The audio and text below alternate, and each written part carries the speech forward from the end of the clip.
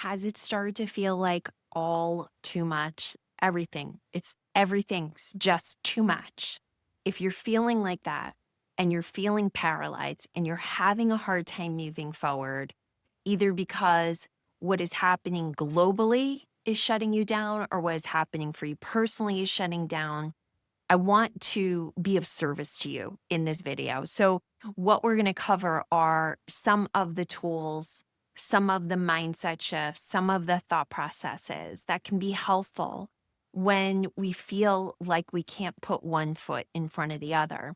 And if you've been here watching my lives this week, earlier this week, I shared a story about my daughter and what happened to her. And I want to connect the dots to that story because I think it holds a lot of truth for a lot of us and it'll kind of set us up on what we're talking about. But I also want to acknowledge that your pain is uniquely yours. And as I speak through these offerings of suggestions on what can help, I want you to be honest about what feels like it will be helpful for you and understand that not everything here is going to be the truth or the toolbox that you need. Take what serves you and leave the rest. So earlier this week, I shared that my daughter lost her keys and it was the straw that broke the camel's back. And everything just felt like it was all too much. And as I had explored that with my daughter, and I'll put the links below to those particular lives where I covered that, we got to the fact that losing her keys showed her that she's really got a lot of weight on her shoulders, way more than is reasonable for her to be successful with. And in shifting that perspective, miracle of miracles, the keys returned, meaning the keys were there for her as a teacher. They were there as a way shower. And once she was able to take the teachings of those lost keys, the keys returned to her magically. And it really was magical. So I will put links to those stories so that you can go back and listen to that if you're interested and you need a manifestation story for this time that we're in. I want to acknowledge that it's possible that your overwhelm is coming from global issues. It could be coming from personal issues. And no matter where it's coming from, I want you to know that we are in this very tender time. This time of shedding leading up to the Lunar New Year is really putting the squeeze on a lot of us. And the squeeze can feel incredibly unfair, especially when it looks like you are balancing so much on your shoulders and your keys go missing. And your version of that is personal, but it's happening to all of us. Things that are just toppling the balance are being placed on top of many, many people right now. And it is not cruel. It's not being done to punish us. It is being done to show us where we haven't yet let go, where we need to let go. And that is coming from a loving place.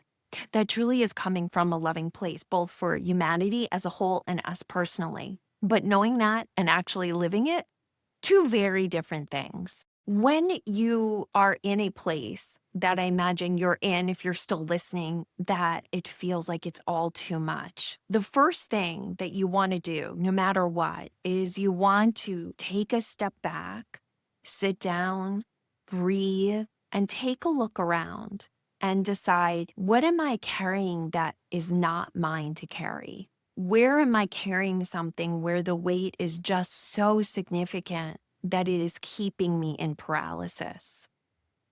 And sometimes the weight is taking on other people's stuff that is not ours to solve. I see that with my fellow parents a lot. I see that with fellow caretakers, like I've shared. My parents have crossed over. My in-laws have crossed over. Just seeing that's bringing tears to my eyes. I miss them so much, but I will say that when they were on the planet, keeping them in mind and keeping their needs in mind is an extra bit of juggling. And so if you're walking that, you might be carrying the needs of your parents or someone else that you care for. And that can really be challenging when it feels like if you step back, that they might suffer. But you want to remember that if your children are of adult age, if they're beyond the age of 16 or 18, depending on the particular type of problem, that they most likely are in a place where they're meant to be learning a lot of their lessons, where they're learning to take on more responsibility for their own journey and figure out what resources they need. For those who are aging, it may look like they are vulnerable, and they are vulnerable in certain ways, but they are still full of intelligence and wisdom of what is right for their own life. And it is not our work to overwrite that. So I just wanted to put that out there if that is, where your stress and your overwhelm is coming from. Anytime that we need someone else to start behaving differently with respect to their own journey for us to feel whole, we are off balance. We are out of our opportunity for efficacy in another's life. Because if we want something for another person more than they want it for themselves, we will always be powerless. We will always be in overwhelm. So the first place to understand is what is mine and what is another's. I want to be clear, and it is so easy to lose track of this. Overwhelm can shut us down, which is what makes it hard to work with. But when you're in that overwhelm, when you feel like you just can't take a step forward because it's all so much, that is a signal. That is a gentle and loving warning that something has to shift, that you are out of balance. And in the time we're in, and I started with understanding what's yours and what's not yours to carry, I think that's always a really helpful place to go. It's not necessarily going to be the only answer that's going to work for you. But a lot of times we are carrying the responsibilities of others that are not ours to carry. I know that can be really complex, especially when you identify as a spiritual person, someone that is intending to be love-led, soul-led. So if you have questions about that, please drop it below. If the specifics of your situation are confusing when applying that, drop it below. Let me help you. Let me talk to you about that, because I do want to be of assistance right now. And once we've looked at that and said, okay, I see what's mine, I see what's another's, but I feel like most of the overwhelm is legitimately mine and I don't know where to go next. Well, the next is, who can you share the burden with? I was just talking to someone about this yesterday, and they said, well, I just didn't want to burden you with what is going on until I knew it had to do with a medical diagnosis, until I knew exactly what was going on. And I said, I understand that. I understand you don't want me worrying about you. But the thing is, let me deal with that. Let me deal with how I handle the information. Let me at least be another person who can be walking beside you, who can be carrying that burden with you while you walk the journey. Because sometimes we're so used to relying on ourselves, especially if we are those eldest daughters. Toxic independence was the nature, not just for eldest daughters, but for anyone that felt like they could not rely on their family of origin. Coming into a relationship with toxic independence, what can happen is we lose track of the value of just having people walk beside us, even if they can't fix what's going on. And I knew where that person was coming from. She was basically saying, if you know or don't know, it's not going to change anything until I get my diagnosis. It's not going to change the diagnosis. The thing is, it will change the weight and the burden, and that's meaningful. And so it's very hard when we are naturally independent people, and I think a lot of you that come here are, to share the burden and to have people you can share the burden with. So think about, in your overwhelm, who is somebody that you can call, that you can share this with? And ideally, they understand it's not theirs to solve. But if they're not that person, start the conversation with, I don't need you to solve this. I just need you to listen. There's a lot of value in that. So that's number 2, is phone a friend. And if you don't have a friend, or even if you do have that friend, whether it's a relative or a companion or a partner, whoever it is, also find voices that can be in your ear, voices that can feed you, that can direct you, that bring you back into an orientation to love.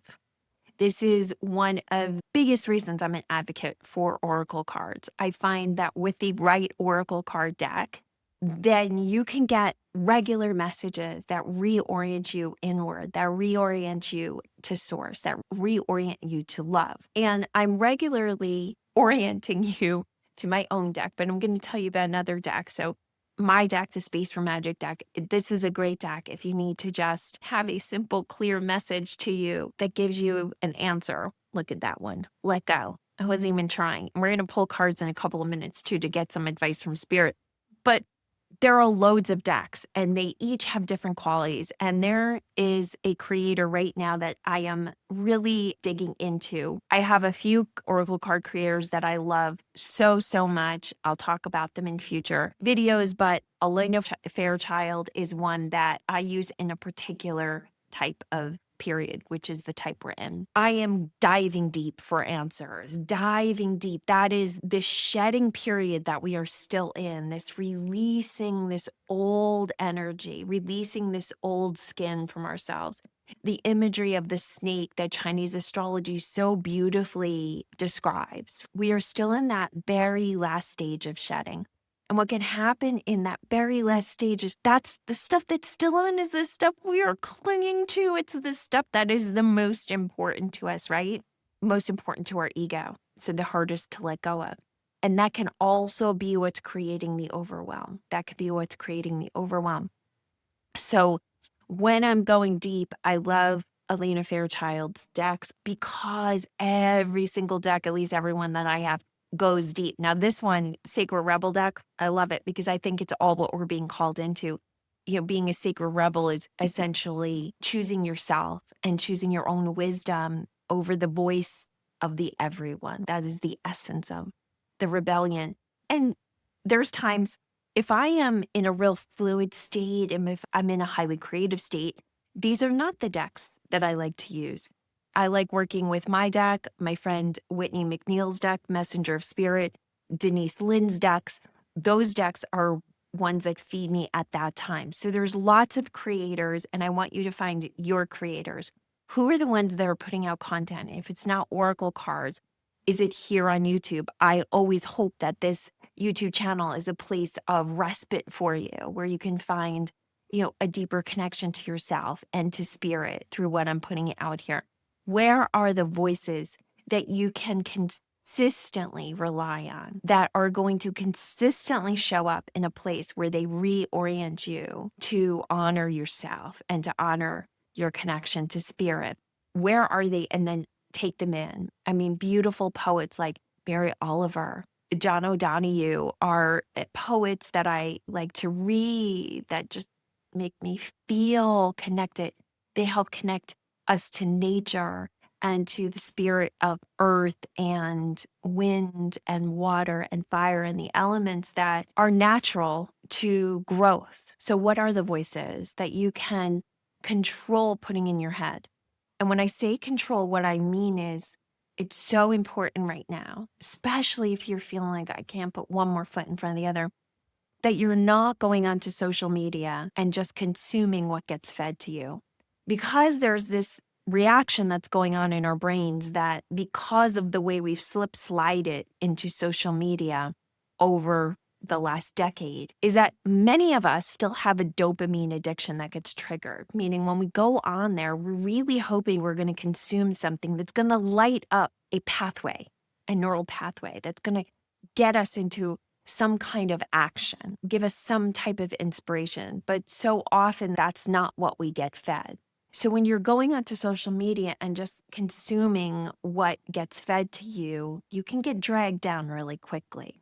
It's different if you've got someone that you follow that you know consistently is going to give you content that feeds you. By all means, go directly to their channel, go directly to their page, whatever it is, and consume in a way that has boundaries and is supportive of you. But I think consuming things off of technology, things that are physical, books, oracle cards, music, art, go to a museum or go somewhere that has a lot of beautiful things for you to look at and consume with your eyes. And of course, the best place for our eyes and our noses and our ears and all of our senses is nature. And so making sure you're getting out there and you're getting into nature will really allow you to navigate this time. But what I want to assure you is that when it feels like all too much to move forward, it is okay to stop and take a breath and decide what is yours to carry. So let's get some guidance from spirit. Look at that. Pity party, pity party. So the first message written from spirit is take a moment and really honor what needs to be grieved. Really honor what you've overcome, what has felt hard. I have been on the verge of tears all day today, and I've just been waiting for the tear energy to come. It has not happened yet, but all of us are processing the tears of humanity right now. So what do you need to do to give yourself space to feel what you need to feel? That's number one. What else? What else do the cards have to say? Woo! Doubling down on what I already gave you. That's what I heard them say. Doubling down, Patty, doubling down on what you already said, which is community. Who is your community right now? Who is your community? No, it could be a community of one other person. It could be a community of many. And if you feel like you don't have your community, call on your spirit team to surround you. Call on the angels to be around you. Call on the beings of light that are walking beside you every moment of every day to make their presence known.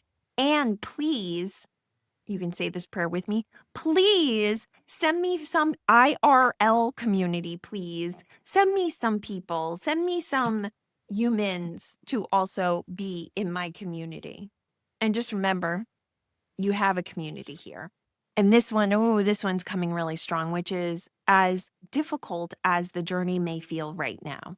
And maybe it doesn't. Maybe it feels rigorous and difficult at times, but you feel very inspired moving forward. Either way, know that what is happening is your soul is emerging. Your soul power is emerging. And so no matter what any of us are shedding, the shedding is in service to shedding lower energies, to shedding ego constraints, to shedding limitations, limiting beliefs, behaviors that are keeping our soul from fully being in charge. And here's the thing, no matter what you think of some of the people around you, no matter how lost you are and in seeing the souls in another person and in other people's, every single human on this planet came with a soul and came with a purpose and came and was born out of love. Now, you may be feeling like you can't see that love in them right now, but I promise you, I see it. I see it. Every single person is here as part of the journey of humanity to walk towards light, towards a higher vibration, towards a destiny of equity and love and peace and balance and harmony. That is where we are headed. Now, I'm not claiming that we are going to get to an absolute place of that in my particular lifetime, but I think we need to remember where we are headed. And we all agreed to come at this inflection point on the earth. We all agreed to come and play our roles. And so that is why it is so important for you to know what is yours and what is not yours, because you are critical. You are critical. I'm critical. Every single person as their soul is critical. We all have a higher path.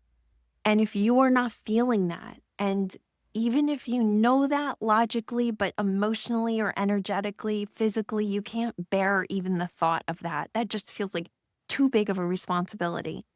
Go back to what I said at the beginning. Figure out what is yours and what is not yours to carry. And we've got one more card coming. What is this? What is this?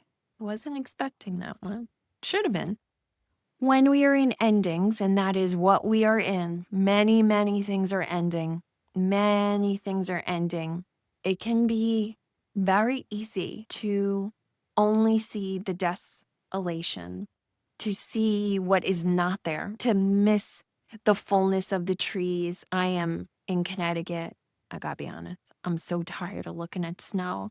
And I'm looking at the temperatures, and I don't know when this snow is gonna melt. I don't know if it's ever gonna melt. That's what it feels like right now. When we're looking at that, oh, oh, so hard.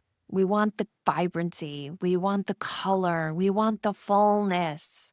This, not so much. This absence of vibrancy, of life. But when I was on my walk yesterday and I was talking to my spirit team and saying it feels very heavy right now. It feels very heavy for a lot of people. They asked me to look around and tell them what I saw. And as I looked around, I saw all these trees bare. The place I walk is not filled with pines, it's filled with oaks and maples, and all these trees have shed their leaves. And I said, I see, these empty trees. And they said, and what do the trees tell you? What is their wisdom? And the message I got was to be still and to go inward and to be quiet. And when we're uncomfortable, being still is one of the most challenging things to do because we want to move and we want to get away from the uncomfortableness. But right now, the uncomfortableness will pass and we will have the easiest time passing through it if we will allow ourselves stillness. So as you look at this card, and if you can't see it, if you're listening or visually can't see it, it is a bare tree. There are a few leaves moving towards the ground. As you think of a tree in your mind's eye, maybe you want to look out your window if you can see one. Ask the tree for its wisdom. Your unique tree will give you your unique message. You do not need to look at a particular tree. You can hold it in your mind's eye and call on the energy of tree wisdom, and ask it what it is that you need to know now. Because the wisdom of nature is quite profound, quite loving and balanced, and it will guide you. So just know that I am here. I hope I am one of those voices that supports you.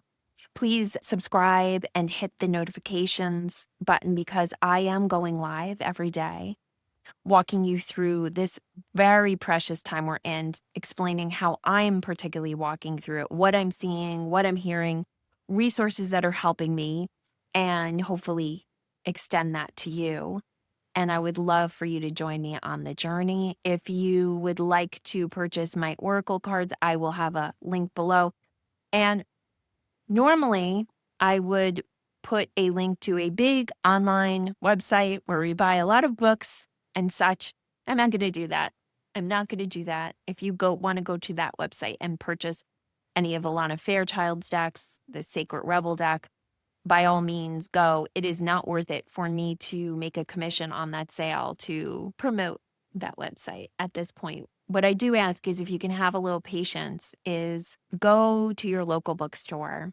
These decks are produced through a traditional publisher. Your local bookstore can procure this deck by Alana Fairchild for you, or any most big published decks. I will also put a link to my local crystal and bookstore, Angel Cooperative, because I know they ship anywhere. I don't know how cost effective it would be to ship outside the US, but I will put them because if you don't have a local bookstore that you can go to and you do want to order online and you would like to support a local business, I can tell you that the owner, Christy, is a wonderful woman. She does a lot to give back to the community. She is a small business we're supporting. And there are many, many small businesses we're supporting. So as much as you can, find one and use our small businesses where possible, because most small businesses are the heart of community, and understanding how to foster and pulse love and prosperity into our community is one beautiful way that we can support ourselves in building that community.